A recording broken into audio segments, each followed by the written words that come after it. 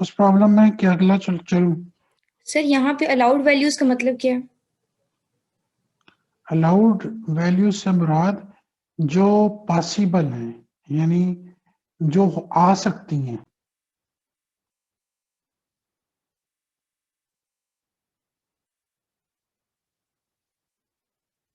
यानी जो एग्जिस्ट करती हैं, आप ये समझ लें। सर जो वैल्यूज पॉली एक्सक्लूशन प्रिंसिपल को ओबे नहीं करती हाँ, उन्हें जो बे कर या जो निग्लेक्ट बे कर दे। करती वो निगलेक्ट हो जाएगी ना, जो बे करती हैं वो ये वाली हैं। जी ठीक है। अच्छा जी, नेक्स्ट। फॉर एग्जाम्पल आपको कहा जाता है n इज इक्वल टू 2 है, शेल है, इसके अंदर जो लेवल्स हैं उनको कैलकुलेट करें, n इज इक्वल टू 2 के लिए सॉल्व करें। तो n इज इक्वल टू 2 में l वैल्यू कौन कौन सी होती हैं? 0 और 1। 0 के लिए s है, 1 के लिए p है। तो l 0 हो तो टोटल, लेट से पहले हम सॉल्व करते हैं l 0 के लिए करते हैं। l 0 है तो टोटल l भी 0 हो जाएगा। s जो है वो 1/2 है, एक ही इलेक्ट्रॉन वहां पे आ सकता, तो अगर है तो आपके पास टोटल एस भी 1/2 हो जाएगा। तो आपके पास क्या आ जाएगा? जे क्या होता है? L plus minus S. तो 0 प्लस माइनस 1/2 क्या हो जाएगा? 1/2। और मल्टीप्लिसिटी जो है वो 2s प्लस 1 होती है, तो 2 इंटू 1/2 प्लस 1 जो है वो 2 हो गया। तो टोटल एल 0 है तो एस आ गया, मल्टीप्लिसिटी 2 ऊपर आ गई, और जे वैल्यू टोटल जो है 1/2 है तो वो नीचे आ गई। अब एल इज इक्वल टू 1 के लिए सॉल्व कर लेते हैं। एल 1 है तो टोटल एल भी 1 हो जाएगा, एस 1/2 है तो टोटल एस भी 1/2 हो जाएगी। तो जे क्या है? एल प्लस माइनस एस है, तो 1 प्लस माइनस 1/2, तो ये हो जाएगा 1/2 एंड 3/2। तो एल 1 है तो पी आएगा, मल्टीप्लिसिटी 2s प्लस 1 है, तो 2 इंटू 1 2 इंटू 0 प्लस 1 क्या हो गई ना, 2 इंटू 1/2 प्लस 1 हो गई 2, तो 2p। जे वैल्यू 1/2 3/2 है, तो 2p 1/2 3/2 आ गया। तो इसी तरह आपको कहा जा सकता है n इज इक्वल टू 3 के लिए सॉल्व करें।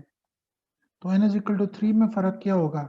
l इज इक्वल टू 2 के लिए आपने एडिशनली सॉल्व करना होगा, वो सॉल्व करेंगे तो 2d 3/2 5/2 भी टर्म आ जाएगी। जरा करके देखें, आती है? n इज इक्वल टू 3 में l क्या होता है? 0 1 2।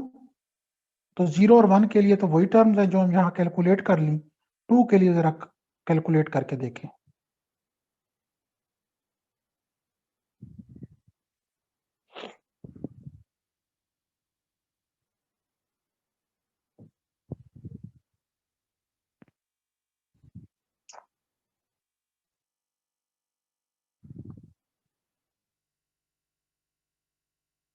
तो 2d 3/2 और 5/2 आ जाएंगे। अच्छा, सिलेक्शन रूल्स, ये वो रूल्स हैं जब आप कहा जाता है कि कोई एक ये लोअर लेवल है, ये अपर लेवल है, और इन दो के दरमियान में बताएं कि ट्रांजिशंस कौन कौन सी ट्रांजिशंस पॉसिबल है। तो अभी तक तो आप जर्नल पढ़ते आए हैं कि एक्साइटेड एटम हो तो वो डिके करके लोअर लेवल में आता है, या लोअर लेवल से आप अब्जॉर्प्शन ट्रांजिशन की मदद से आप लेके जा सकते हैं। लेकिन अब हम प्रिसाइजली बात करते हैं कि हर एटम एक्साइटेड स्टेट से लोअर स्टेट में नहीं आ सकता, बल्कि एक अपर लेवल से किसी लोअर स्टेट में भी वो सिलेक्टिव स्टेट में जाएगा, जहां पे ये सिलेक्शन रूल ओबे हो रहे होंगे, सिर्फ उन्हीं लेवल में जाएगा, बाकी लेवल्स में वो नहीं जाएगा। मसलन पहला छोड़ दें, डेल्टा इज 0 मीन के अपर लेवल से लोअर लेवल जिसमें ट्रांजिशन हो रही है, दोनों की स्पिन सेम हो या मल्टीप्लिसिटी सेम हो। अदर वर्ड्स, डेल्टा है 0 मीन कि, या डेल्टा m 0 आप कह लें कि दोनों की मल्टीप्लिसिटी सेम हो। फिर स्मॉल एल, डेल्टा एल जो है प्लस माइनस 1, इसका मतलब क्या है कि चेंज इन एल वैल्यू या +1 पॉसिबल है या -1 पॉसिबल है, यानी s से इलेक्ट्रॉन p में जा सकता है, P से कहां जा सकेगा? P से D में या S में, एक प्लस आगे एक माइनस पीछे। D से कहां पॉसिबल है? F में या P में। ये नहीं हो सकता कि S से D में चला जाए या S से F में चला जाए। या L वैल्यू +1 चेंज हो सकती है या -1, और डेल्टा J 0 ± 1, या तो डेल्टा J यानी change in total J value 0 हो, या +1 हो, या -1 हो, फिर ट्रांजिशन पॉसिबल है। ये तीनों रूल सेम टाइम पे अगर एप्लीकेबल होंगे, सेटिस्फाई होंगे, तो आपकी ट्रांजिशन आएगी, ट्रांजिशन होगी, अदरवाइज ट्रांजिशन नहीं होगी। लेकिन डेल्टा J 0 to 0 पॉसिबल नहीं है। मसलन अपर लेवल की भी और लोअर लेवल का भी J वैल्यू 0 0 हो टोटल J, तो डेल्टा J तो 0 ही होगा, लेकिन ये ट्रांजिशन पॉसिबल नहीं है। अगर दोनों का J 1 1 है तो डेल्टा J इस सूरत में 0 है, ये पॉसिबल है। लेकिन अगर दोनों 0 0 है तो फिर पॉसिबल नहीं है। तो ये वो सिलेक्शन रूल है, अगर इनको फॉलो करते हुए ट्रांजिशन होगी तो ट्रांजिशन हो जाएगी अपर लेवल से लोअर लेवल में, अदरवाइज नहीं होगी। ये पहला 2s2 भी किया था ना हमने। हाँ, तो इसको जरा क्लीन करके यहाँ पे ड्रा किया गया कि आप देख सकते हैं कि 3p0, 3p1, 3p2 और 1p1। मैं एक मिनट देख लूं पहला कौन सा किया था। 2s2p, ये रिपीट है, लेकिन प्रॉब्लम को एक और अंदाज में क्वेश्चन को लिखा हुआ है। 2s2p डायरेक्टली लिख दिया, तो ये आपने पहला किया था। p स्क्वायर पहले आपने p4 किया था, अब आप p स्क्वायर कर रहे हैं, यानी दो, पहला इलेक्ट्रॉन भी पहला px में, दूसरा py में।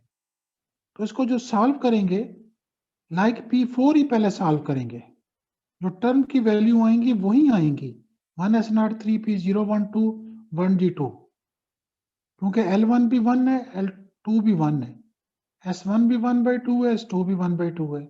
तो टोटल L क्या हो गया? 0 1 2, टोटल S क्या हो गया? 0 1। S 0 है तो मल्टीप्लिसिटी 1 है, S 1 है तो मल्टीप्लिसिटी 3 है। तो L को 0 1 2 को S के साथ कंबाइन करना है, यानी 0 को 0 से, 0 को 1 से, 1 को 0 से, 1 को 1 से, 2 को 0 से, 2 को 1 से। तो ये कंबाइन करें तो आपके पास ये टोटल J वैल्यूज आ गई हैं सारी की सारी। इनको आपने उसी तरह लिखा, और वही अलाउड वैल्यूज जो P4 की अलाउड वैल्यूज थी, P स्क्वायर की भी वही अलाउड वैल्यूज हैं, क्योंकि आपने PP करके सॉल्व किया था। लेकिन फर्क क्या है? फर्क यहाँ पे आना है, जब P स्क्वायर हो गया तो अब आपके जो तीसरा रूल था कि अगर लेस देन हाफ फिल्ड है तो lowest J lowest in energy होगा। तो यहाँ पे 3p0 लोएस्ट इन एनर्जी है, फिर 3p1 है, फिर 3p2 है, 1d2 है, 1s0 है, ऊपर वाली उसी तरह रही, लेकिन 3p वाली जो टर्म है वो रिवर्ट हो गई, यानी lowest J value lowest in energy हो गई। तो इसके लिए ग्राउंड स्टेट 3p0 है, लेकिन अगर होती p4, ये आगे बताया गया है, तो ग्राउंड स्टेट है 3p2 होती p4 के लिए। यहाँ के लिए आज मैं इतना ही स्टॉप करता हूँ, इसको एक नज़र देख लें, फिर मैं इसको एंड कर देता हूँ।